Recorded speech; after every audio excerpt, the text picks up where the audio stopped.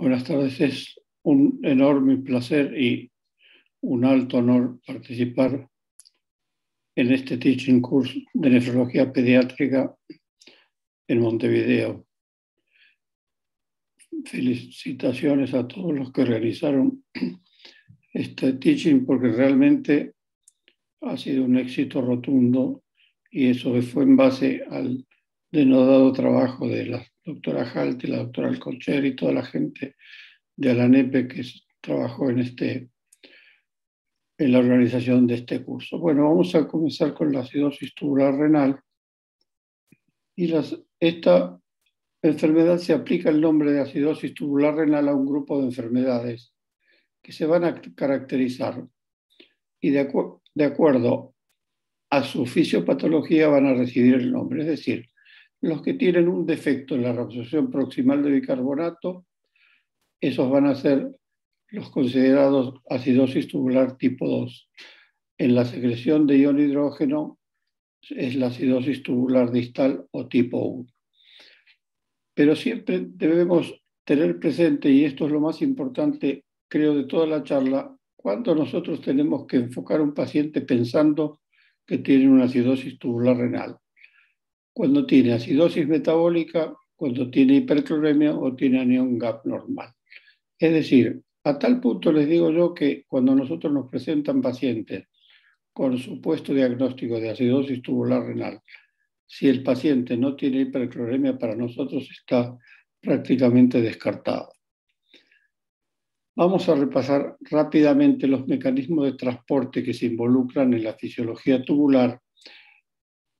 Y estos son los intercambiadores sodio-hidrógeno.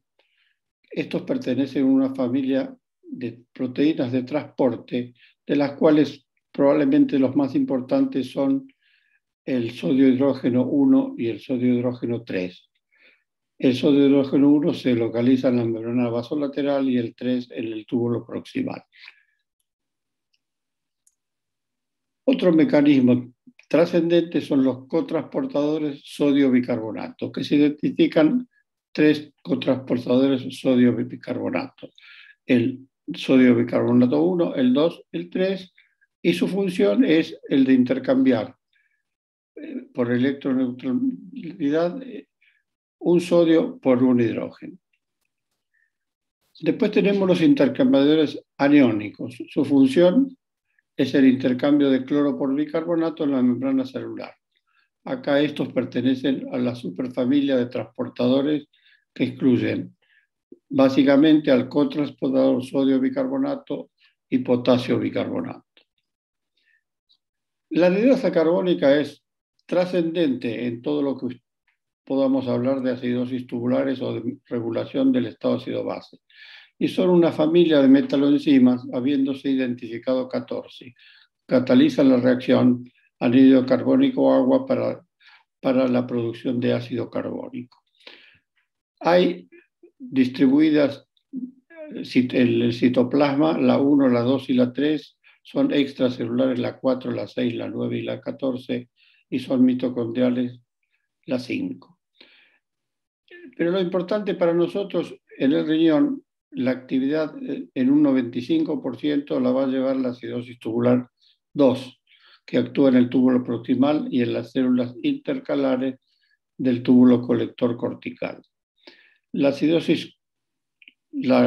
anhidrasa carbónica 4 representa el 5 del total de la actividad de estas anhidrasas y se localiza en las células tubulares proximales.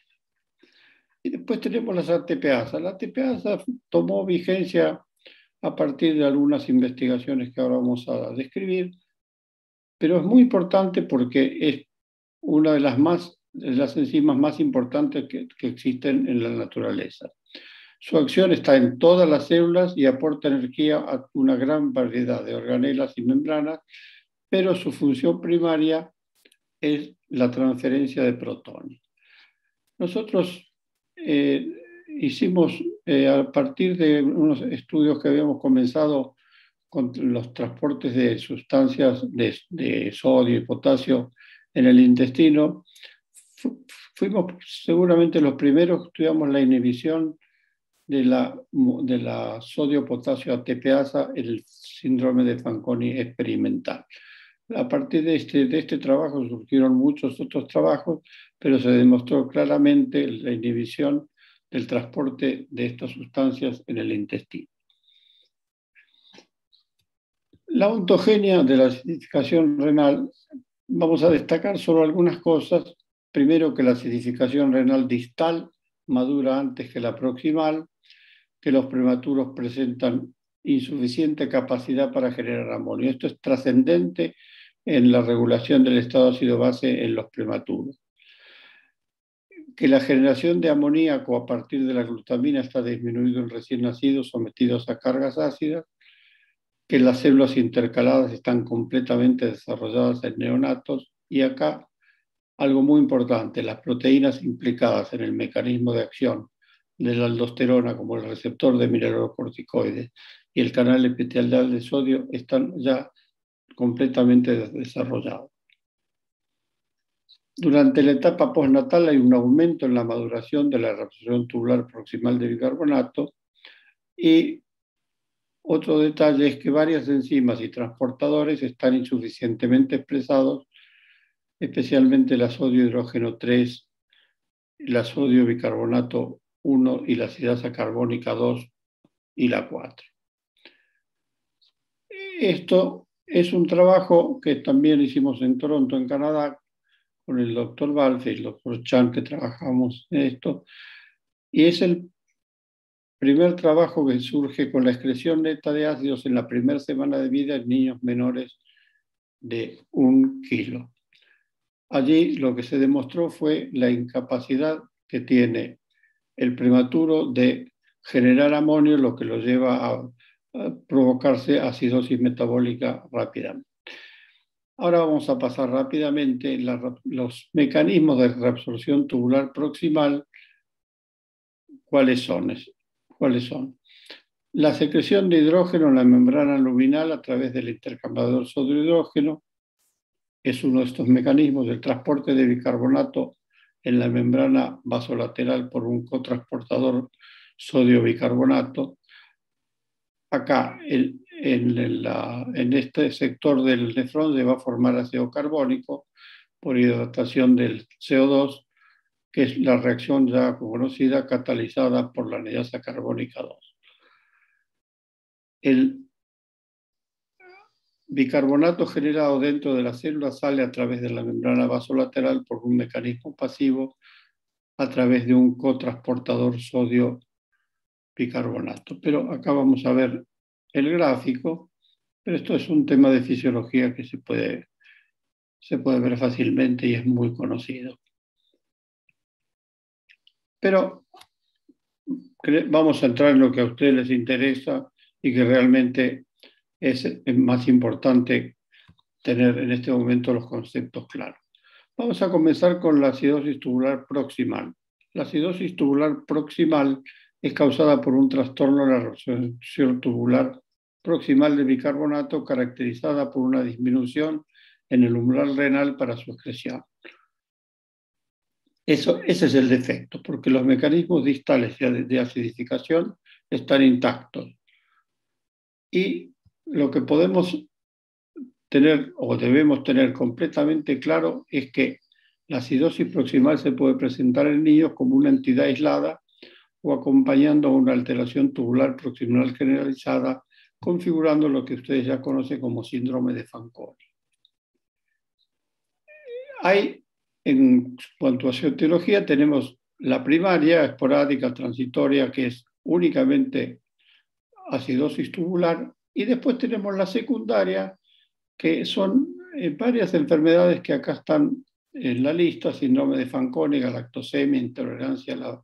que, como ustedes ven, son enfermedades relativamente raras, pero si seguimos en la lista vamos a ver que también hay los inhibidores de la anidasa carbónica que se utilizan mucho, y entre la lista lo que yo les destacaría sería el ácido valproico, muy utilizado en pediatría, que va a provocar acidosis tubular, metales pesados, y el ácido maleico lo menciono, porque el ácido maleico es la sustancia que va a provocar la acidosis tubular de tipo experimental. Con una dosis muy pequeña de ácido maleico se logra provocar un síndrome de Fanconi en los animales de experimentación. Y del otro sector de la lista tenemos el hiperparatiroidismo, déficit de vitamina D, todas enfermedades relacionadas con la vitamina D y finalmente con el síndrome de Lowe.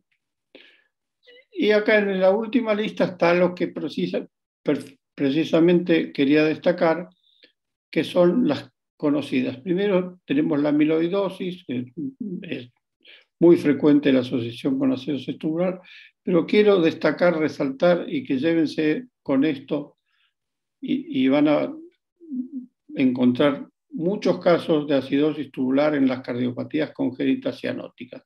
Yo le diría que es una constante prácticamente, cosa que no se sabía y ahora en todos los lugares donde se operan pacientes con cardiopatías se están buscando este tipo de enfermedades. Y luego tenemos el síndrome nefrótico. El síndrome nefrótico asociado a acidosis tubular es como van a ver en la próxima diapositiva, es un parámetro que nos hace pensar en la esclerosis segmentaria y focal.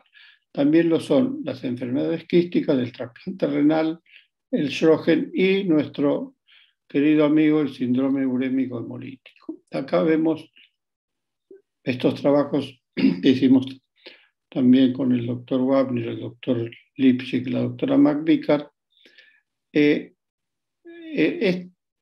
consiguiendo hacer un modelo experimental de síndrome de Fanconi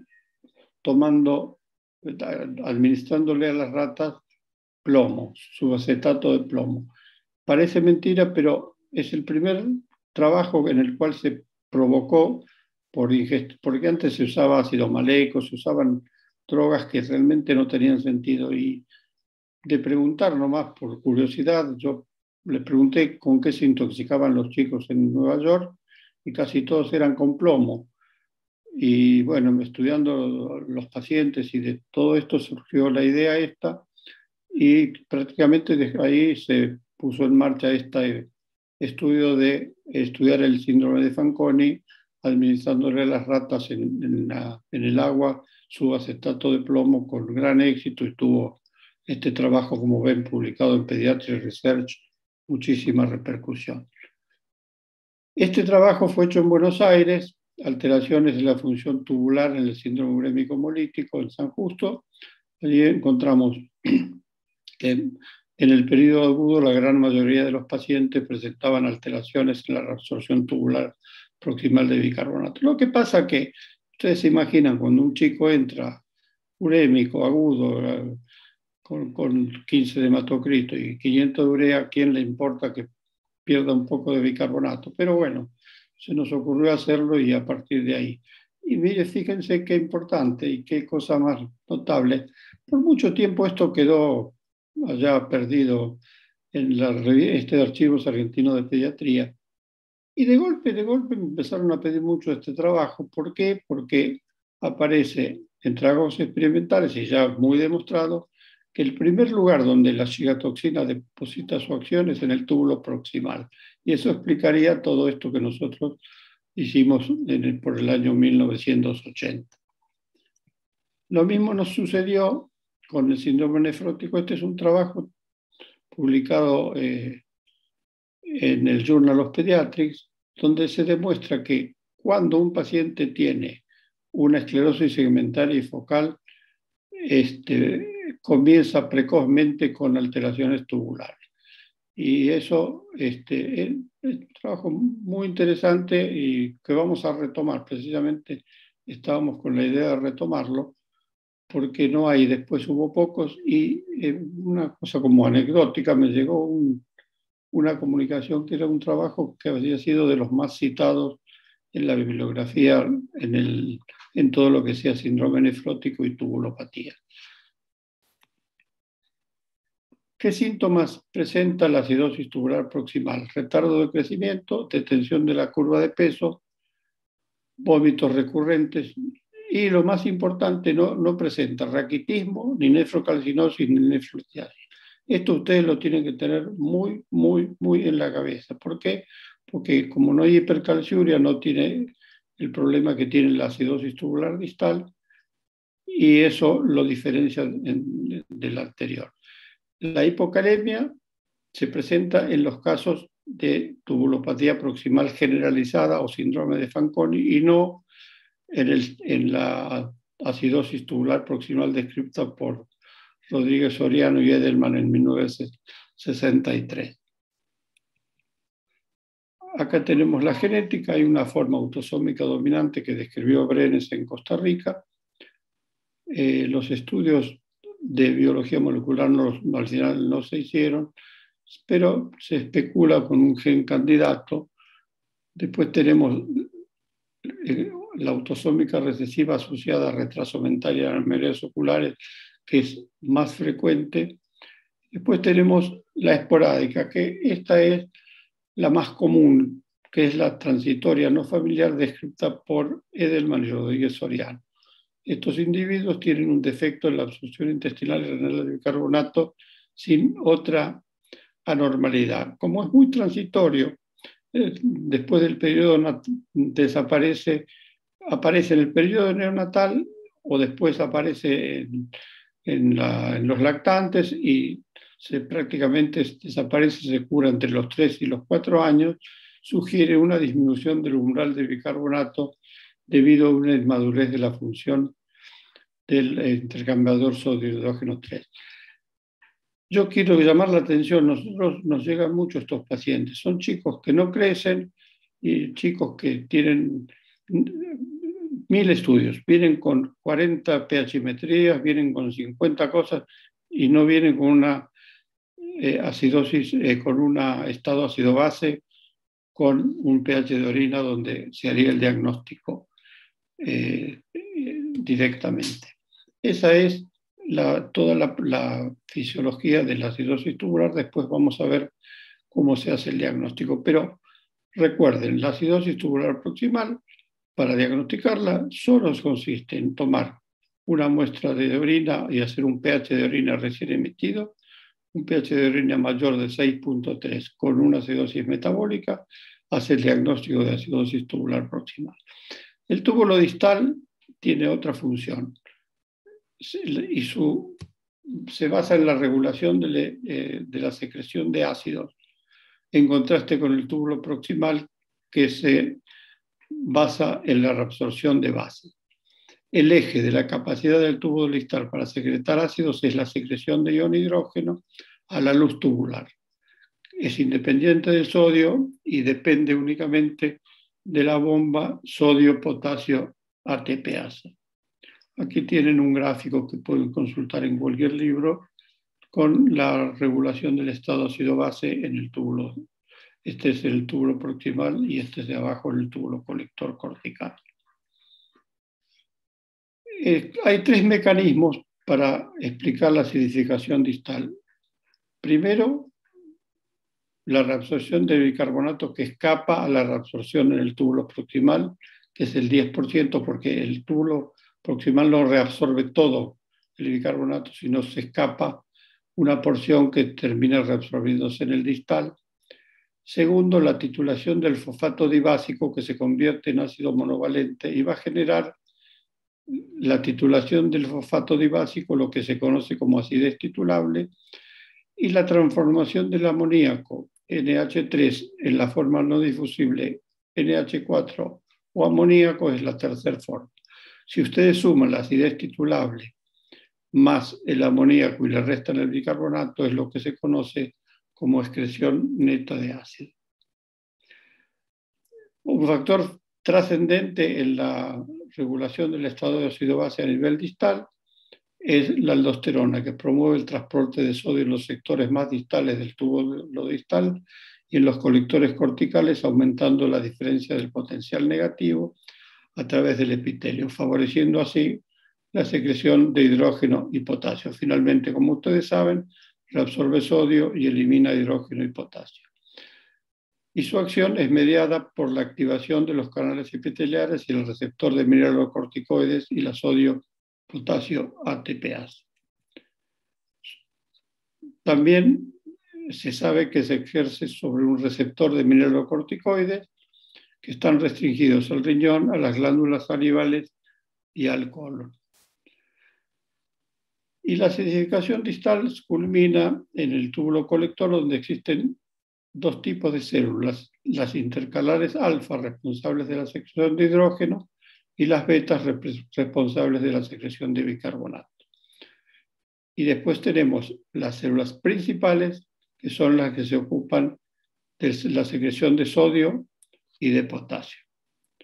Es decir, las intercalares se ocupan del estado ácido-base y las principales de los electrolitos. Acá tenemos la acción de la aldosterona, tenemos en la parte inferior el receptor de mineralocorticoides, después la acción dentro de la célula eliminando el potasio y el hidrógeno y reabsorbiendo el sodio. Y llegamos entonces a lo que es la acidosis tubular tipo 1, es causada por un defecto en la acidificación distal, causada por una incapacidad para disminuir el pH de orina debajo de 5,5 en niños con acidosis metabólica. El defecto básico es la incapacidad de generar amonio y acidez titulable, y hay tres mecanismos: el defecto secretorio, el defecto de gradiente y el defecto de voltaje. Acá tenemos la etiología, la pueden ver en la lista. Hay trastornos del metabolismo mineral, hay enfermedades autoinmunes, las más destacables y más frecuentes sería el lupus, la hiponatruria y las enfermedades genéticas. Y vamos allá, terminando, vamos a ver la clínica, la acidosis metabólica, hipercalciuria e hipocitraturia. Esto lleva a la nefrocalcinosis y nefrolitiasis. ¿Por qué la acidosis metabólica va a llevar a trastorno del crecimiento? Porque tiene disturbios en el metabolismo fosfocálcico, tiene alteraciones en los receptores de la hormona del crecimiento, y lo más importante y más estudiado son alteraciones en el metabolismo de la lisiloxidasa. Esta lisiloxidasa es una enzima que actúa en el metabolismo del colágeno en la etapa 11, y cuando está alterada no se produce un colágeno firme, y por eso se va a producir un defecto en el hueso y trastornos en el crecimiento. Entonces acá, resumiendo, hay acidosis metabólica, hipercalciuria, hipocitraturia, nefrocalcinosis, nefrolitiasis, que llevan a la insuficiencia renal. Esto lleva a la hipocalemia, alteraciones tubulointersticiales y poliuria. Vuelvo a repetirles: hipocalemia, poliuria, acidosis metabólica, orinas alcalinas, nefrocalcinosis, nefrolitiasis, insuficiencia renal crónica. Estos son los tipos: la idiopática, la persistente, está la asociada a sortera, la asociada a bicarbonato y la forma incompleta. Acá tenemos formas autosómicas dominantes, recesivas. Como ven, la genética de la acidosis tubular es muy rica. Y después, terminando, tenemos la tipo 4, que es la forma más frecuente de acidosis tubular renal. Es consecuencia de la deficiencia de aldosterona o la falta de respuesta del túbulo a acción de la misma. Y se caracteriza, acá hay diferencia con las otras, por acidosis metabólica, hipercalemia, y orinas ácidas e hipomoliuria. La excreción de citrato es elevada y eso permite que no haya nefrocalcinosis ni nefrolitiasis. Todas las enfermedades que traen trastornos de aldosterona la van a provocar, como ven en esta lista. Acá tenemos drogas y otras causas que causan esta acidosis tipo 4. Finalmente, cuando un chico tiene acidosis tubular renal, se debe estudiar cuando tiene acidosis metabólica, hipercalemia y anión gap normal.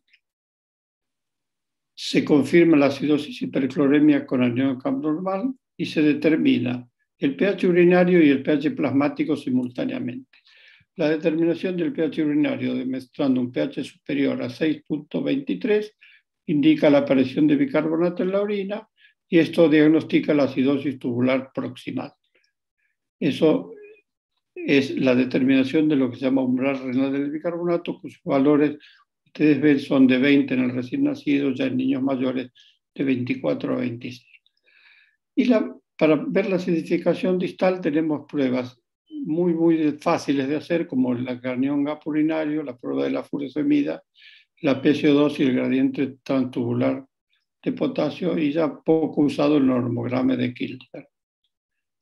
El anión gap urinario es un índice indirecto de la excreción urinaria de amonio en niños con acidosis metabólica hiperclorémica, y que se va a calcular sumando el sodio y el potasio y restando el cloro. En niños con acidosis metabólica hay un aumento de la excreción urinaria de amonio que se acompaña de un aumento en la excreción de cloro. Y como sabemos nosotros, la excreción de cloro refleja la excreción urinaria de amonio, por lo tanto, el anión GAP se torna más negativo a mayor grado de acidosis, con mayor excreción de amonio, solo es válido en niños con acidosis metabólica. La furosemida es otra de las pruebas, estimula la sección de hidrógeno y potasio, dependiendo de voltaje, lo que bloquea la reabsorción de cloruro de sodio. Es decir, se administra furosemida y se ve la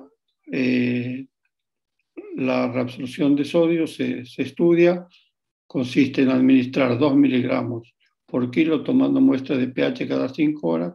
Si el pH de orina cae a menos de 5 por 5 son normales, y en aquellos con acidosis tubular proximal. En los niños con acidosis tubular distal, el pH se mantiene alto. Y por último, para terminar la charla, para evaluar la bioactividad de la aldosterona, tenemos lo que se llama gradiente transtubular de concentración de potasio. Acá tienen ustedes la fórmula y los valores normales son de 7 a 9. Es el test más valioso para el diagnóstico de la acidosis tubular tipo 4. Lo que determina este gradiente es la bioactividad de la aldosterona, no la cantidad ni nada. Es qué actividad tiene en el túbulo, y eso es lo que determina el diagnóstico de acidosis tubular distal tipo 4. Y acá tenemos la última, tenemos un cuadrito que hicimos allí nosotros, y acá vemos, miren, muy fácil, si ustedes ven, solamente ya con el potasio ya el diagnóstico, la proximal es normal, la distal tipo 1 está muy disminuido y la distal tipo 4 está elevado. El cloro por definición está elevado en todos, la acidez titulable solo está disminuida en la distal tipo 1, la excreción de bicarbonato está elevada en el proximal, normal en los otros, y acá tienen el otro parámetro, la nefrocalcinosis, solo está en la distal. Ustedes si tienen el potasio, con el potasio, y si tienen o no nefrocalcinosis, ya se orientan fácilmente. Entonces, la nefrocalcinosis solo en la distal, y eso es lo más importante. El anión GAP en plasma es normal por definición en todo, y el gradiente de concentración transtubular de potasio es normal en la proximal y está disminuido en la distal. ¿Cuál es el tratamiento? La acidosis tubular proximal, dosis elevadas de bicarbonato, requiriendo a veces hasta 20 miliequivalentes. Y la distal tipo 1 se utiliza lo que se denomina soluciones con la más conocida de la solución de Sol, allí tienen la fórmula, ácido cítrico 140, citrato de sodio 98, y 1 litro de agua proporcionando 1 mililitro, 1 miliequivalente de sodio por mililitro. Y la tipo 4 se debe actuar sobre la etiología. Muchísimas gracias, perdonen un poco apresurada la charla, pero es un tema complejo, pero creo que les ha quedado claro por lo menos los diagnósticos diferenciales de los diversos tipos. Muchas gracias.